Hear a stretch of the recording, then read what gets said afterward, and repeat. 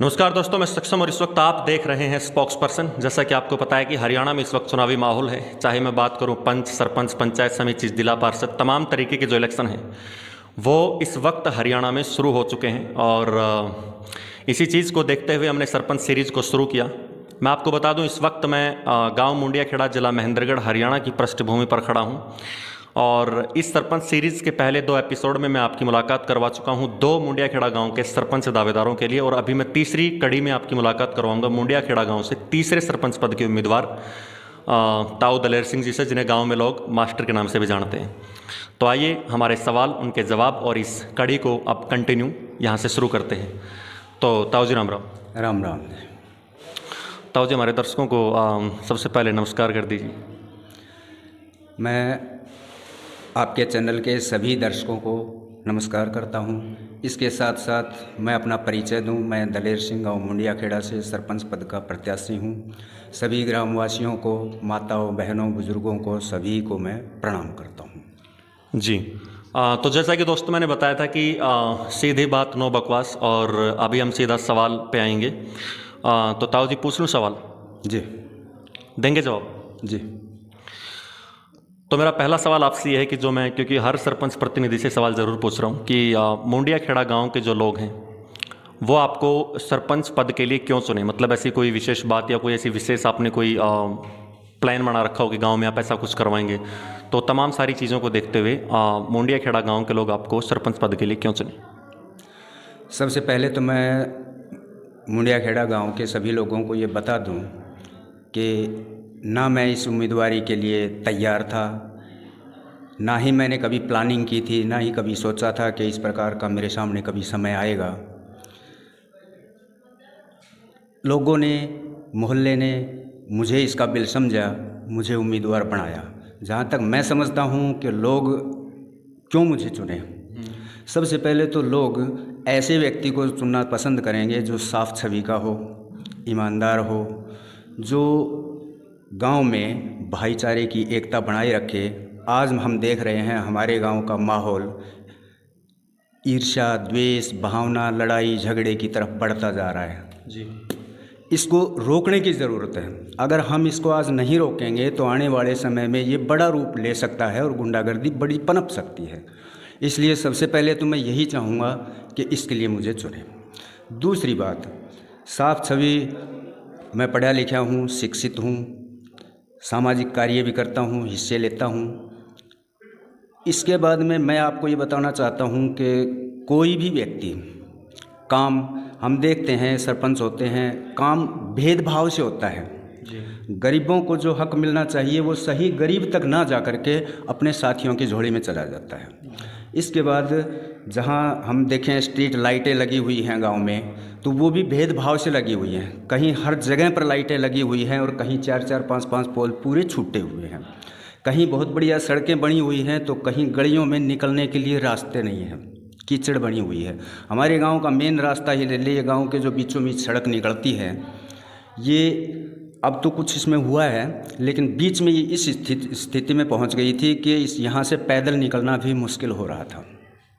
तो इस प्रकार और भी मैं देखता हूँ। तो ये भेदभाव की जो नीति है जो सरपंच अपनाते आ रहे हैं, इसको दूर करने के लिए मैं चाहता हूँ मेरा चुनाव करें। मैं इस भेदभाव की नीति को दूर करना चाहता हूँ। हर जगह, हर क्षेत्र में जहाँ भी ज़रूरत है उस काम को किया जाए। जी। ताऊ जी, मेरा एक आपसे सवाल था कि आप सरपंच के इस चुनाव में शायद पहली बार खड़े हो? जी। इससे पहले आप कभी नहीं? नहीं। तो जैसे कि गांव में कुछ उम्मीदवार ऐसे भी हैं जो इससे पहले कोई 2 बार या 3 या 4 बार भी खड़े हो चुके हैं। तो आपको ऐसा लगता हो कि भाई वो ऑलरेडी इतनी बार खड़े हो चुके हैं, तो कहीं आपको ऐसा फील या ऐसा कुछ लगता हो कि पता नहीं हम वहाँ स्टैंड कर पाएंगे नहीं या उस जगह तक पहुँच पाएंगे नहीं? तो क्योंकि गांव के लोगों का प्यार इतना मिल पाएगा कि नहीं, क्योंकि ऑलरेडी वो 2-3 बार खड़े हो चुके हैं। तो इस बारे में आपका कोई विचार? जो खड़े हो चुके हैं उनसे मुझे कोई दिक्कत नहीं है। मोहम्मद गजनवी भी 17वीं बार जीत हासिल की थी। कुछ लोग होते हैं अपना भाग्य आजमाने के लिए होते हैं। हो सकता है इस बार मेरे भाग्य में हो, ठीक है, या हो सकता है अब मेरा अवसर अच्छा है, शायद मैं अब की बार बन जाऊं। तो इसमें मुझे उनसे कोई वो नहीं है, ना कोई ऐसी बात है। मैं ये कहना चाहता हूँ कि गांव जिसको भी चुने, गांव है, राम है, परमात्मा है, जिसको भी चुने सभी स्वीकार करें। और जहाँ तक मैं जानता हूँ हमारी इस हिंदू संस्कृति के अनुसार जो हम ये मानते हैं कि परमात्मा होता है और परमात्मा की इजाज़त के बगैर, उसकी इच्छा के विरुद्ध एक पत्ता तक नहीं हिल सकता। कोई व्यक्ति ये सोचे कि ये मेरे को हराने के लिए हुआ है या ऐसे हुआ है, तो इस प्रकार की भावना ना रखें। ये मालिक ने लिखा हुआ है, ऐसा होना होता है और वही होता है, कोई नहीं रोक सकता। ठीक है। और 2 तारीख को निर्णय क्या होना है वो भी उस विधाता ने अपनी डायरी में लिखा हुआ है। हम और आप नहीं जानते क्या होना है, लेकिन उन्होंने बहुत समय पहले ही ये लिखा हुआ है और वही होगा। वो किसी के भी पक्ष में जाए उसे सभी स्वीकार करें और सभी उसका सम्मान करें। जी हाँ, ये तो खैर बात सही है कि ये तो सबको अधिकार है इलेक्शन में खड़े होने का, कोई भी खड़ा हो सकता है और ये सबका अधिकार भी है। खैर, मेरा तीसरा सवाल ये है आपसे कि जैसे जिला स्तर पर कुछ योजनाएं आती है गांव के लोगों के लिए, और अगर मैं ये कहूँ कि कुछ करप्ट अफसरों के कारण वो योजनाएं गांव के लोगों तक पहुंच नहीं पाती हैं, और कुछ में कारण ये भी होता है कि सरपंच खुद इतने पढ़े लिखे नहीं होते कि वो योजनाएं गाँव तक पहुँच पाएँ और गाँव के लोग उनका लाभ उठा पाएँ।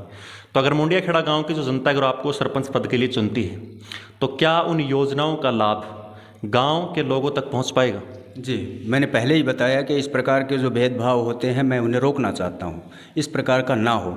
और जहाँ तक योजनाओं का सवाल है, आजकल हर व्यक्ति जो ज़रा सा भी घर से बाहर निकल के गांव के लिए, भलाई के लिए कुछ करना चाहता है, उसे पता चल जाता है क्या क्या योजना होती हैं, सभी ऑफिस में जानकारी होती है। जहाँ तक करप्शन का सवाल है, करप्शन एक बड़ा क्वेश्चन है और इस करप्शन को कैसे रोकें, सरकार भी इस पर विचार विमर्श कर रही है। ये एक विचारणीय विषय है और जहाँ तक हो सके इसको रोका जाए तो ज़्यादा अच्छा है। और मेरा जहाँ तक सवाल है, मैं हर योजना को हर उस व्यक्ति तक पहुँचाने की कोशिश करूँगा जो वास्तव में उसका हकदार है। जी एक ताऊ जी, गांव के कुछ लड़कों का कहना था कि गांव में एक तो जिम होनी चाहिए और एक लाइब्रेरी होनी चाहिए। तो इस बारे में आपका कोई अगर आप सरपंच बनते हैं तो क्या गांव में चीज़ें अवेलेबल हो पाएंगी? जी, मैंने पहले इंटरव्यू दिया था, उसमें भी मैंने बताया था कि ये बहुत ज़रूरी चीज़ें हैं। जिम होती है शरीर की फिज़िकल फिटनेस के लिए, एक्सरसाइज के लिए, जो अच्छे स्वास्थ्य को बनाए रखने के लिए एक विशेष पायदान होता है। हमारा पायदान ही कमज़ोर होगा तो फिर ये समझो हेल्थ की जहाँ हम बात करें वो हमारा कमज़ोर रह जाएगा। व्यायामशाला बनी हुई है, उसमें क्या स्थिति है और उसमें क्या और ज़रूरतें हैं वो हम देखेंगे और उनको पूरा करने की कोशिश करेंगे, क्योंकि वो व्यायाम। जी। और लाइब्रेरी का जहाँ तक सवाल है, ये मैंने पहले भी बताया था कि ये बहुत ज़रूरी है, क्योंकि आजकल कंपटीशन का ज़माना है। बहुत लोग ऐसे होते हैं जिनको बुक्स वगैरह जो कॉस्टली होती हैं वो उपलब्ध नहीं हो पाती। ब्रिलियंट बच्चे होते हैं, ट्यूशन कोचिंग वगैरह नहीं ले पाते, महंगी कोचिंग हो चुकी है। तो उनकी सुविधा में हम एक कदम ज़रूर बढ़ाएंगे ताकि उन बच्चों का भविष्य आगे और बढ़िया हो सके। जी, बहुत बढ़िया बात है यार, बहुत अच्छी बात कही आपने। और एक मेरा यह था कि ये जो पिछले सरपंच के कार्यकाल के दौरान शायद वो व्यायामशाला बनी थी ना? जी जी जी। तो वो कहीं ना कहीं ऐसा लगता है कि वो व्यायामशाला तो बना दी गांव में, लेकिन अब वो जगह, मतलब उस जिस चीज़ के लिए उस जगह को बनाया गया था, वो वास्तविकता तो ये है कि वो चीज़ अब पूरी तरह से बंजर हो चुकी है। तो आपका उस बारे में कुछ, या उसके पीछे क्या कारण हो सकता है? जी, इसके बारे में मैं जहाँ तक गांव को पता है, मैं ट्यूबवेल पे रहता हूँ और मैं इससे अपने काम से काम रखता था। मैं उसमें नहीं देख पाया हूँ ठीक से कि स्थिति क्या है। सुनने में ये भी आया है कि शाम को वहाँ लोग शराब वगैरह और इस प्रकार का भी सेवन करते हैं। तो ये तो मैं ठीक से देखने के बाद ही बता पाऊँगा। जी, तो ताऊ जी तैयार हैं पूरी तरह से 2 तारीख के लिए? जी, तैयारियां बढ़िया चल रही हैं। जी।